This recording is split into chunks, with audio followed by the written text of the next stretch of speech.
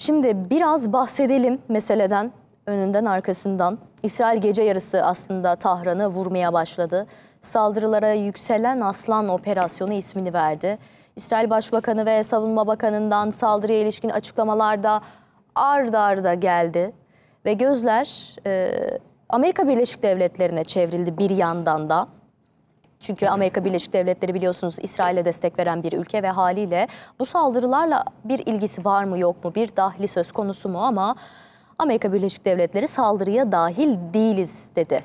Ama İsrail, özür diliyorum, İran Dışişleri Bakanlığı'ndan gelen açıklamaya baktığımız zaman bu İsrail'in maceracılığının sonuçları tabii ki Amerika Birleşik Devletleri desteklidir diyor. En büyük destekçisi ABD'nin sonuçlarından dolayı İsrail bu saldırıları gerçekleştirebiliyor açıklaması var. Bu arada ilk açıklama İsrail Savunma Bakanı Katz'tan gelmişti. İsrail'in İran'a yönelik önleyici saldırısının ardından yakın gelecekte İsrail ve sivil nüfusa yönelik füze ve insansız hava aracı saldırısı bekleniyor ifadesini kullanmıştı. İran'ın o saldırılarına da hazırlandığı ifade edilmişti İsrail'in. Şimdi hemen dönelim. Stüdyomuzda Haber Global Dış Haberler Müdürü Süheyla Demir var. Süheyla hoş geldin, merhabalar. Merhaba, hoş buldum. Şimdi yine bir savaş, yine Orta Doğu ve yine kaos konuşuyor olacağız. İsrail bu saldırıları başlattı. Aslında gelen açıklamalara baktığımız zaman, yaşanan meseleleri şöyle bir ard arda dizdiğimiz zaman bu saldırıların geleceği çok belliydi. Özellikle Donald Trump'ın yapmış olduğu o açıklama, personellerini o bölgeden zaten çekiyor olması hemen insanın aklına soru işaretleri getiriyordu. Ama görüyoruz ki İran hiç hazırlıklı değildi.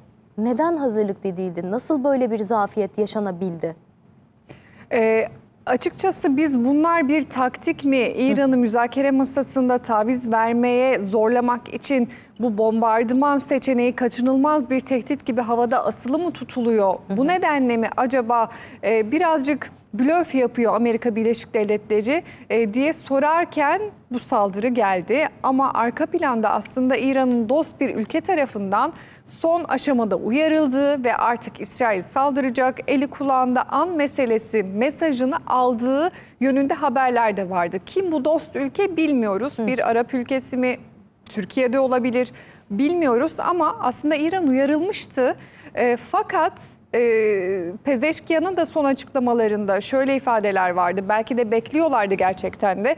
Olur da İsrail bizim nükleer tesislerimizi vurursa biz hepsini yeniden inşa ederiz diyerek bunu beklediklerini, göze aldıklarını ve yine de boyun eğmeyeceklerini ilan etmişti. Ve şimdi bu sabah itibariyle artık görüyoruz ki İran tarihinin en büyük darbesini aldı.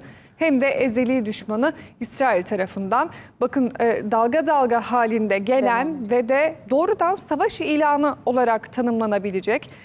İran'ı çok zor durumda bırakan, yani bunun cevabı artık böyle yüzlerce İHA, yüzlerce füze olamaz. Resmi bir savaş mı açacak? Evet. Yoksa ve buna göre topyekün bir savaşa mı girecek? Şu an sadece açıklamalar var değil mi? Herhangi bir direkt adım yok İran tarafından.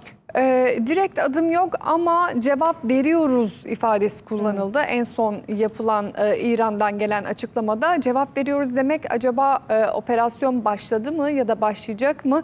Bu beklentiyi şu anda konuşabiliriz. Çünkü İsrail de tüm hava sahasını kapattı ve az önce biz de okurlarımıza aktardık. Sion kanadı adlı İsrail'in resmi başbakanlık uçağı var. O başbakanlık uçağı Ben Gurion havalimanından ayrıldı, havalandı. Bu ne demek? Bize daha önce geçen yıl İran İsrail'i vurduğunda yine bu uçağın havalandığını görmüştük biz.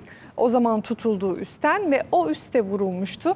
Yani İsrail demek ki hemen hızlı bir misilleme bekliyor ki bu tarz önlemleri alıyor. Zaten yedek kuvvetler hemen harekete geçirildi vesaire. Ama işte şu an baktığımızda İran'ın karşısında hem utanç verici bir tablo var. Çünkü askeri tesisleri, askeri liderleri, İran Devrim Muhafızları Başkomutanı öldürüldü. Nükleer tesisleri vuruldu. Hem de tabii ki kural tanımayan, sadece kaos, ölüm saçan ve yılanın başıyla şu anda uğraşıyoruz. Yılanın başını eziyoruz gibi ifadeler kullanan, böylesi cüretkar, saldırgan açıklamalar ve eylemlerde bulunan bir İsrail var. İsrail